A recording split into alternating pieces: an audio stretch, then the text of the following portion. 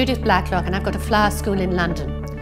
I've written 11 best-selling books. I'm the editor of a wonderful magazine called The Flower Ranger. I believe I can teach anyone. All you need is a love, a passion for flowers, and I can teach you the rest. I'm going to show you how to soak foam correctly. It is so important that you soak it correctly, because if you don't, you will find that there are dry areas inside the foam, so that when the stem end hits one of these dry areas, it can't get moisture and therefore will die prematurely. So there are various criteria you have to follow if you want it to be soaked evenly through and that all your plant material can get a source. Now, this one is called Oasis. It's the brand leader and is known throughout the world. And it's a very good quality foam. What you need to do is to fill a container with water that is actually deeper than the piece of foam that you want to soak. You take the foam and you have to put it on the water that is still. If the water is moving, the piece of foam will go in at an angle and therefore will not take up the water evenly, and you'll have those problems I've just mentioned.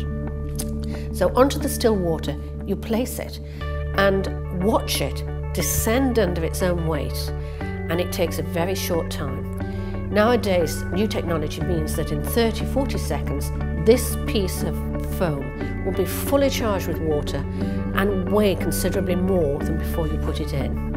And as it sinks down, the colour changes, and it changes from the light green that you still see at the top into the dark green at the bottom. And when the whole thing is level and swimming, well, it's just floating on the top of the water, you know you can remove it and it is ready to use.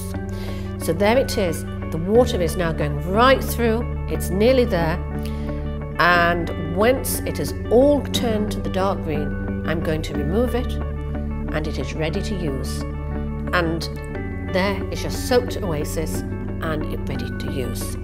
But just always take care, no movement in the water, and never place it in at an angle like that, because again then it won't become fully saturated.